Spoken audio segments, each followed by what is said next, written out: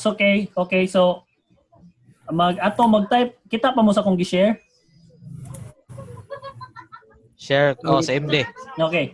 Ang ato i-type dito is get remote add origin nya i-paste na to ang katong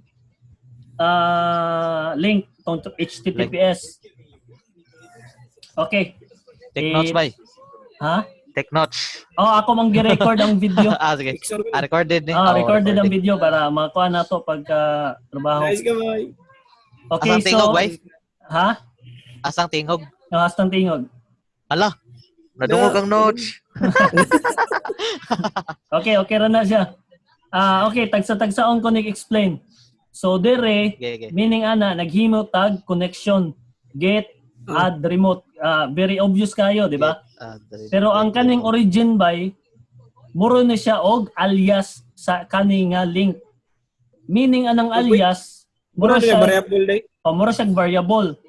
Kay dako mag-chance nga sa usa nimo ka branch or usa nimo ka project, sa usa ka project na multiple URL. So, pwede sa siya. Sa usa ka project na multiple nga URL. Okay, so parehas ani ba? Okay, parehas ani.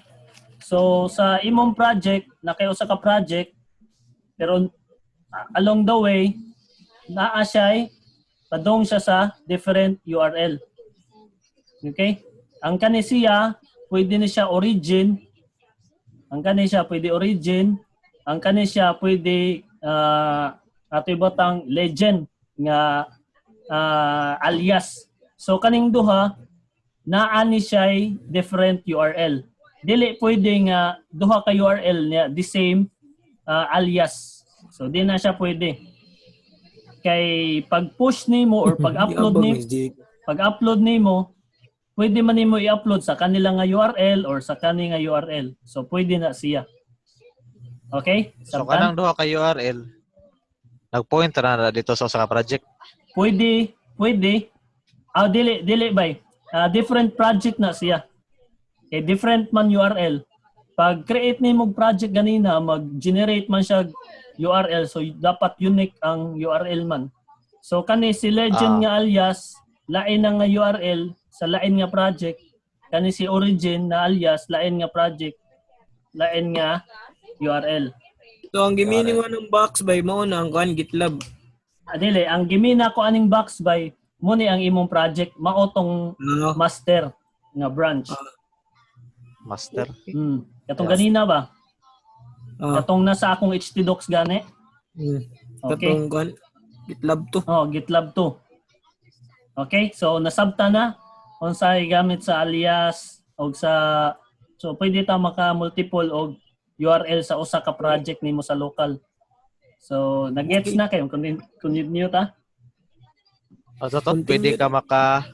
Pwede ka maka-add og multiple nga URL pointing to different projects sa usa ka local nimo nga project. Ang kaning box mo man imong local project. Ay, local nga project. Ang kaning mga na URL mo man ang nasa cloud. Diba? Okay. So kani siya mo ni local nimo. So local Kani siya kani. So ang kani siya mo ni local, mo ni laing nga project, kani lain sa nga project. So in a nutshell, sa imong local pwede ka mag-upload o update sa duha ka buok URL pwede. Okay. Okay. Kaya sa local mo pwede maka butang og multiple projects Nice. Kana sakto na siya. So balik ta sa atong kuan. Yo girl. Dire. Comment. Comment. Sige, comment. Friendship. Okay, so recorded yan ya. Okay, so next ani kung naka-paste na ta ani, ato lang ni enter. Okay? So bay unsa una ko pag-ibaw kung naa na ba jud ko URL dire sa akong project. So para makaibaw ka unsay mga URL nimo, ang imong command na get remote -v or -version. Pagkita nimo, nay. si alias naa siya'y kani nga link. Okay? So mailhan nimo nga naa na day kay alias in corresponding link ani niya. Okay? So kagets na. Move tag next.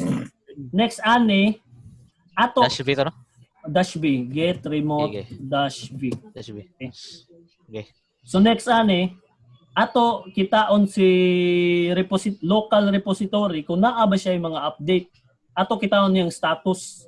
Map. So Kung na ba siya update? kung na ba siya Kung na update, siya na ba siya nadagdag sa imong repository, na ba siya na-modify nga file, ana type.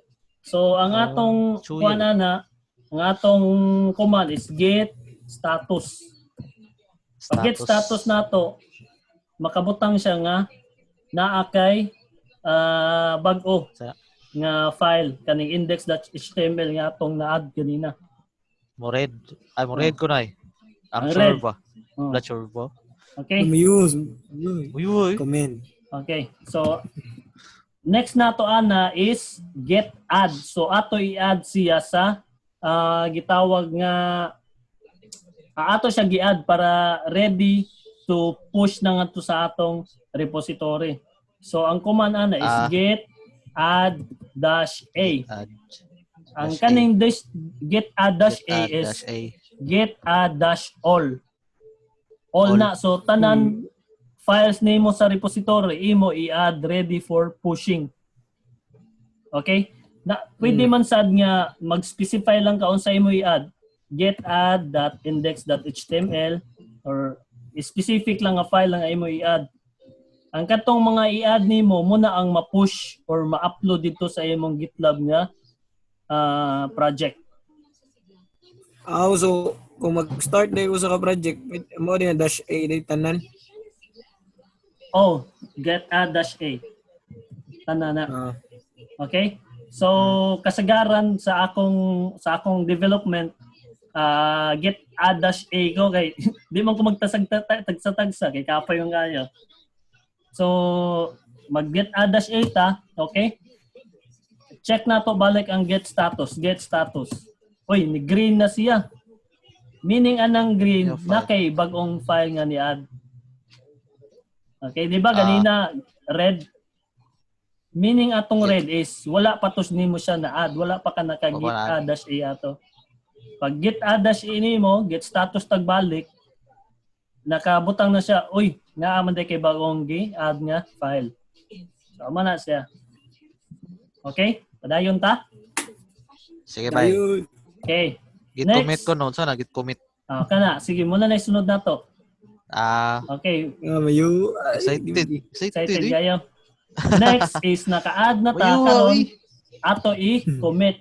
Get dash commit dash get commit dash m or dot message niya kanang kuan pangalan ni singa na lagi kanang pangalan ni Ano pangan? ang kani ba Sample index. apostrophe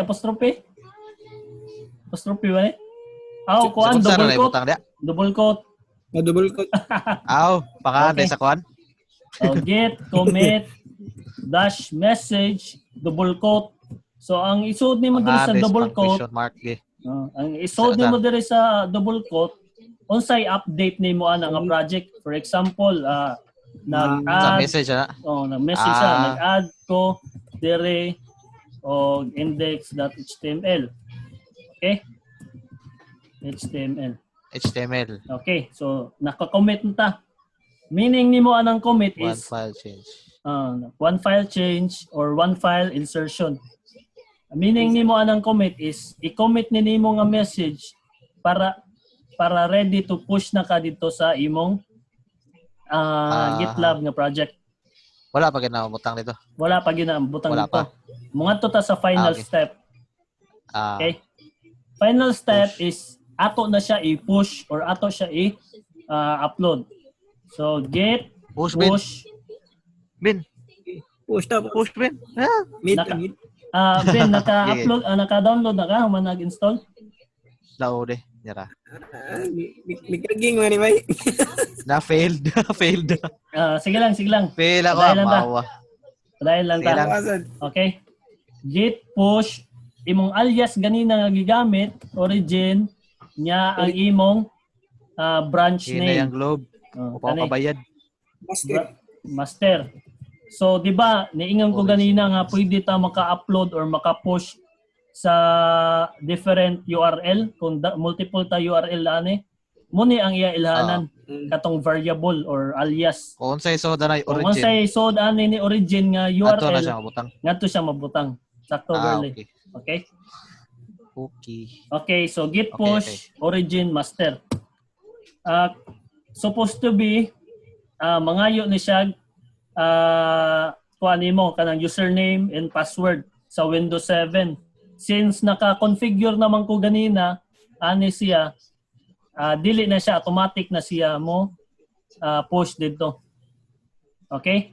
So meaning ani naka-push na siya new branch. I-refresh to yung inyong kuan. Ang inyong GitLab nga kuan, di ba na natoy sud. I-refresh na ni. Sige mo ha. Hasta Sige, inyo ha.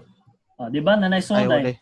Na nag-add ko diri og index.html. Wala kanindo. GitLab tutorial. Okay? Isa, upo kita. Ay, pagbiyang girl. Yes. Sige lang, connecting. Sige lang, bay. Sige lang. Sige lang, okay rin na siya. Laga. Nag-point. Kuan kita ka, Melbs. Kita ko. Sige, sige. Okay, so next nato dire mo try tag kuan be upload ani, mo try tag upload. Ato tag repository. Try nato uploadan og laing file.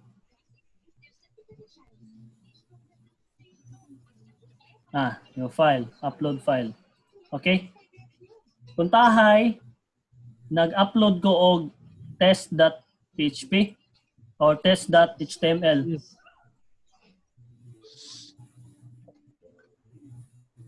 Okay, puntahay, nag-upload ko og test.html.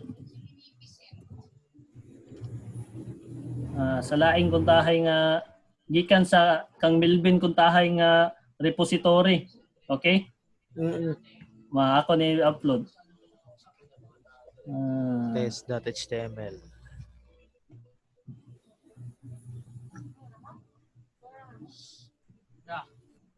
Ha? So na. Ako gi-upload diri Okay, kita mo? Test.html. Kita mo? Okay na yun, wala? Ha? Hello? Ay, delay ka, bay. Sorry, bay. Okay, so mag-upload kung tahay ko. Meaning ane, ato ni ibutang since ako ra may kuan garon, na connection stable. Ato ibutang ni push kung tahay si Melvin og bag-o nga file diri Ato lang ibutang ha. So ang kaning test.html gikan ni Melvin. Ato ibutang. Okay, so Okay. daghan na tagkuan. Nanatay test.html na pagito index nga ato gi-push ganina, di ba? Karon gusto ko makahibaw unsaon ako pag download tong gi-upload ni Melvin or gi-push ni Melvin nga test.html.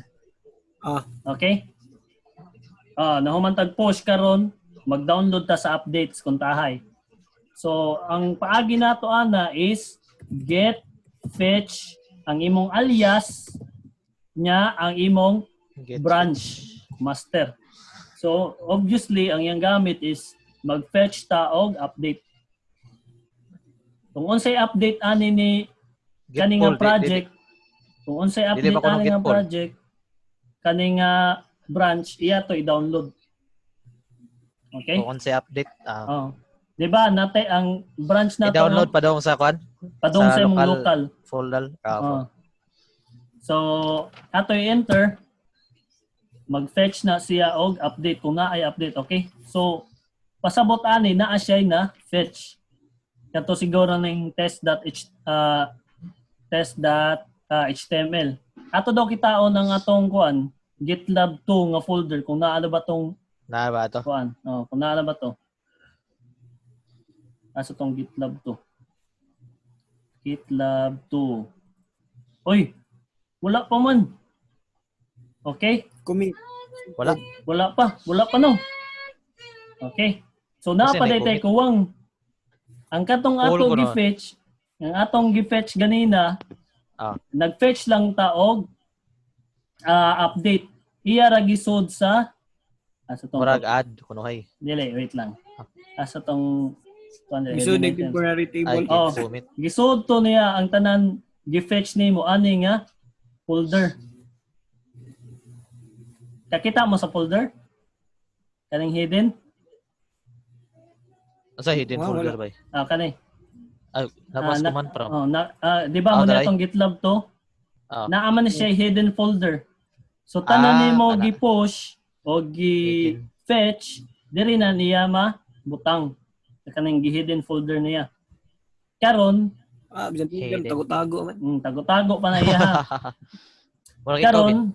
Karon, napatay ko wang di lang din na nato i-fetch. So kailangan nato i-merge.